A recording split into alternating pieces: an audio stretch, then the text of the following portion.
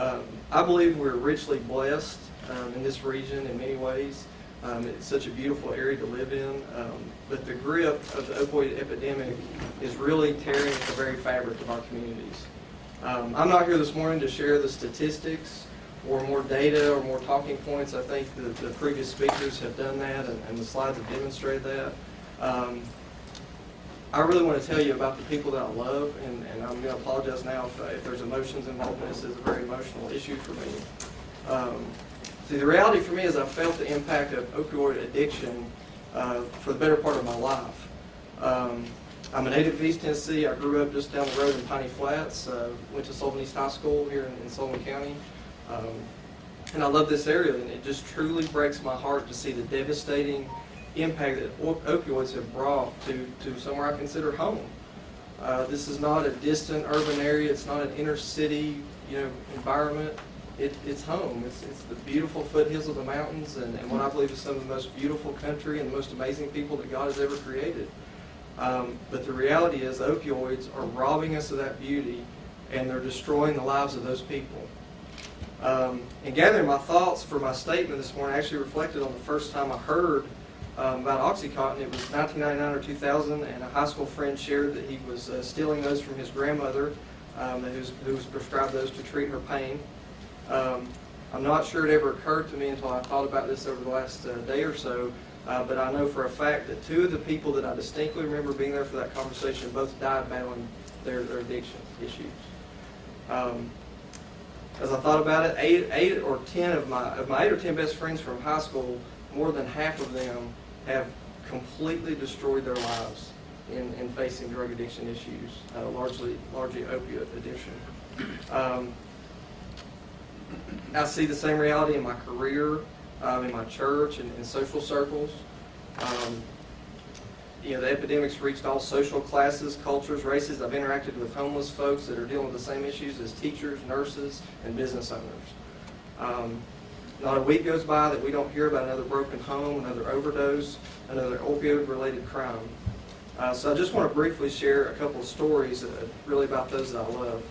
So I'm an older brother and a son who loves my family. My middle brother was a very popular, energetic high school student with incredible musical talents. He actually earned the highest scholarship that East Tennessee State offers. But shortly after he was awarded that, he began at East Tennessee State. He was introduced to opioids, and his life quickly spun out of control. The next 7 years were nothing short of a nightmare for him, for my mother, and my father. As the opioids, namely Opana, was one that he abused, gripped his every thought and action, he became someone that we no longer understood and that we couldn't trust. My mother and father lived in a constant state of fear for his life. He endured jail time, several stints in rehab, and the fracturing of every relationship in his life.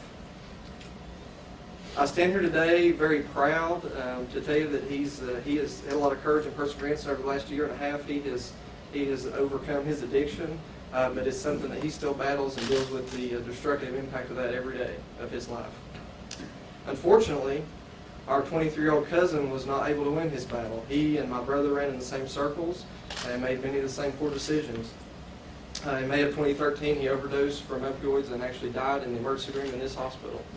And he left behind a family that was forever changed and a pain that's still very real for those that loved him. I'm also a father who loves my adopted son, Levi. Levi was not born here in our region, but he was born into a reality that Lisa spoke about that so many of our babies face right here in this very hospital.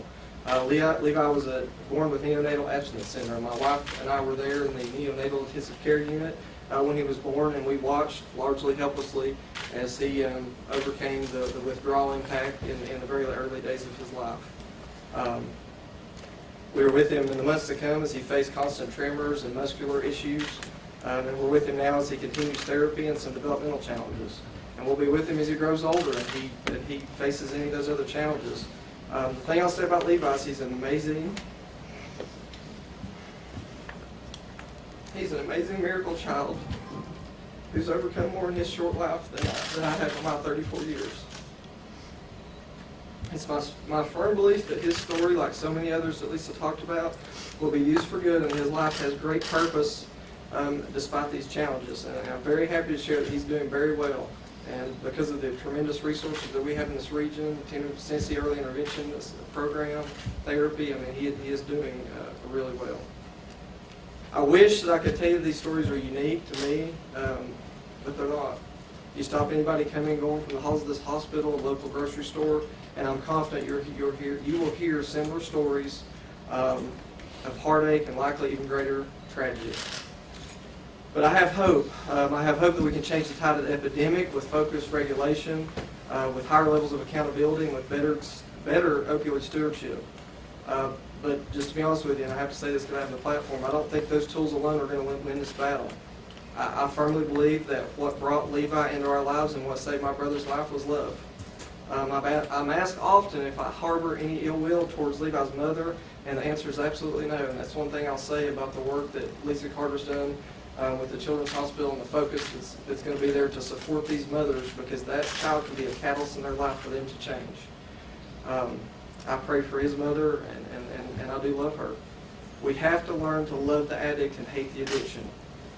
In closing, I'd like to share just one of my most treasured pieces of scripture, and that comes from 1 Corinthians 13:13. So now faith, hope, and love abide, these three, but the grace of these is love. We have to learn to love the addict and hate the addiction. Thank you.